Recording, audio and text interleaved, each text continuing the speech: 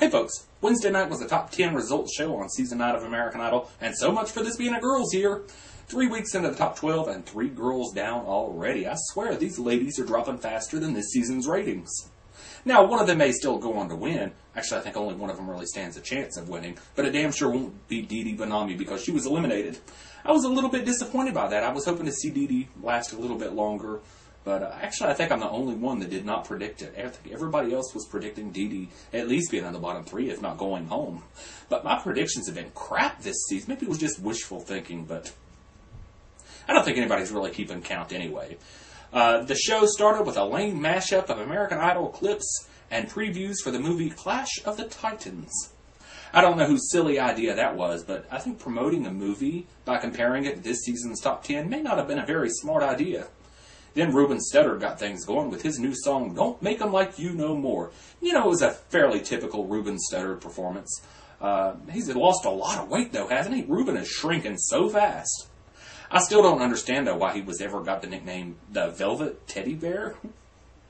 No, a teddy bear is something people want to snuggle up with, and I don't know anybody that's ever wanted to snuggle up with Ruben Studdard. He's always so wet. He always seems so wet and sweaty. But he wasn't wet during his performance, was he? He was dry as a bone. That was a little bit surprising to me. I think it's the first time I've ever seen Ruben dry on the American Idol stage.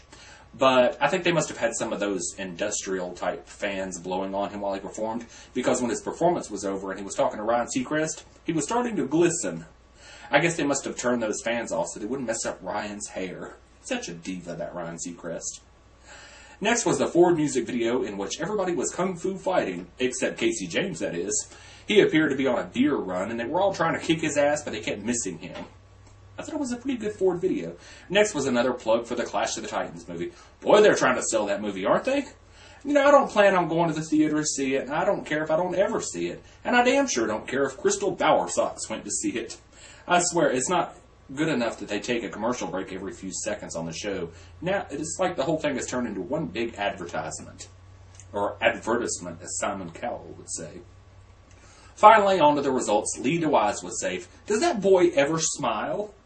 I know he cracks a little nervous, forced grin ever so often, but I don't think he ever really lets out a real smile. I think he needs to loosen up and show some personality. Next, Casey James was safe. He said he doesn't know how to challenge himself like Ellen and Kara want him to. Next, Aaron Kelly was safe. Ryan asked Aaron if he'd ever been in love. Well, of course he hasn't. He's only 16 years old. Randy's suggestion to him was to sing to his parents in order to feel the emotion. He said it's the same sort of emotion, just a little twisted. What, you mean twisted like season 6 when Jared Cotter sang Let's Get It On to his mom and dad? Then Ryan Seacrest started harassing Simon again. Is it just me, or is Ryan Seacrest becoming a totally unlikable asshat this season? I'm getting to where I can't stand watching him.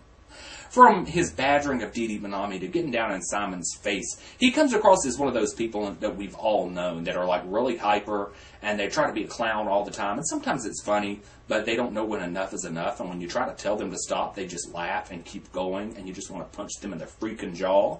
That's how Ryan Seacrest is becoming to me this season. Then Kara DioGuardi made a fool of herself. She said, I know who Simon's in love with. Himself. Yeah, Kara. That joke might have been funny if Ryan hadn't told it 15 seconds ago. Next, Siobhan was safe, but if she keeps doing like she did this last week, I don't think she'll be able to avoid the timeout stools for very long. So, Katie is once again in the bottom 3. Katie Stevens, bottom 3, not a surprise. She'll probably remain there until she's eliminated. Next, Usher with will.i.am. Oh, before Usher came out, Ryan sat down to talk to Justin Bieber. Did you all see Justin Bieber grab his crotch? Was I the only one that saw that? I wonder why he did that. I wonder why he would put his hand down there on his boyhood on national television. It's kind of weird. Of course, when you're that young, though, and you're a young man, sometimes embarrassing things happen, but you don't want to put your hand down there and draw attention to it. So, Usher sang with will.i.am, singing OMG. What an appropriate song title, because I was saying, oh my God, through the whole thing, it was horrible. With the booty and the boobies, though, I thought that was a little bit inappropriate for TV. Usher sounded like feces. Next, DeeDee is in the bottom 3. I was disappointed, and I was disappointed when she went home. And I thought Ryan should have apologized for badgering her, but of course he didn't. DeeDee explained that she hasn't brought the guitar out much because she's still a beginner, and she hasn't played it very long, and she's not comfortable with it yet. Next, Big Mike is safe. Ryan Seacrest tried to fake him out, and the crowd just gasped in disbelief. I thought everybody in there was going to faint.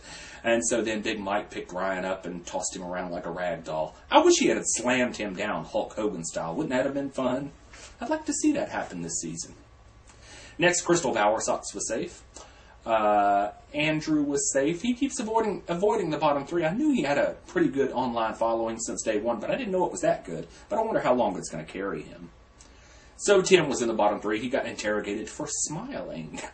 Everybody wonders why he's having a good time. Well, Tim made up this excuse that every time he's on stage it might be his last time, so he doesn't want to leave with any regrets, and he might as well have fun. But the smile is really kind of new, isn't it? During the semifinals, when the judges would not enjoy his performance, he would sit there and grimace and make all these grimacing faces. And so the smile is, I think I said earlier in the season, I think he should smile more, because when Tim Urban smiles, he's like more adorable than all the kittens and puppies in the world put together. Next, Katie was sent back to safety. Why do they keep putting 3 stools out there, yet they never have all 3 of them in the stools at the same time? It just doesn't make any sense. After that, the artist formerly known as Puff Daddy came out to perform. I don't even remember the name of the song. It was awful. It was lip-synced. And they had a warning before the performance that there were going to be strobe lights.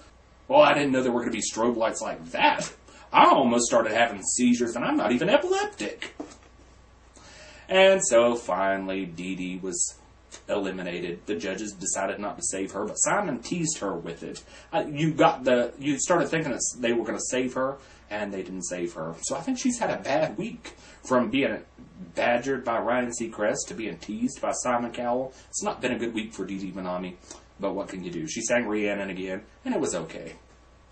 Dee Dee, though, says that she wants to do folk, acoustic, soul, acoustic kind of fusion stuff with a little jazz and a little bluegrass and a little bit of everything. That's the problem.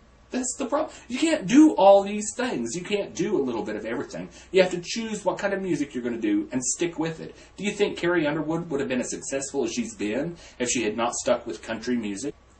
Do you think Chris Daughtry would have been as successful as he's been if he'd not stuck with his thing?